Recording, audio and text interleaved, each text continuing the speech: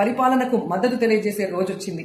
మొన్న మున్సిపల్ ఎన్నికల్లో జగనన్న వైఎస్ఆర్సీపీ అభ్యర్థుల్ని ఎలా భారీ మెజార్టీతో గెలిపించామో 8వ తేదీ జరగబోయే జెడ్పీటీసీ ఎంపీటీసీ ఎన్నికల్లో కూడా అదే విధంగా భారీ మెజార్టీతో వైఎస్ఆర్ కాంగ్రెస్ పార్టీ అభ్యర్థుల్ని గెలిపించాలి. ఎందుకంటే ఇక్కడ జెడ్పీటీసీ అయినా ఎంపీటీసీ అభ్యర్థి అయినా అది జగనన్నే.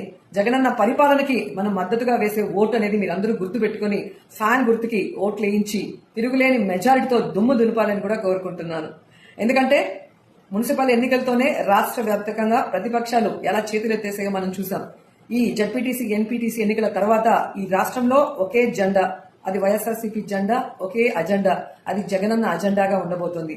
సో మనం అందరం కూడా మన ప్రతి అభ్యర్థిని గెలిపించుకుని మన నియోజకవర్గాన్ని అభివృద్ధి చేసే విధంగా కలిసి కట్టుగా పనిచేయమని ప్రతి ఒక్కరిని పేరు పేరున చేతులెత్తి అభ్యర్థిస్తున్నాను. సో జెడ్పీటీసీ అండ్ ఎంపీటీసీ 2 ఓట్లు ఫ్యాన్ గుర్తుకు మాత్రమే వేయాలి. జై జగన్, జై జై.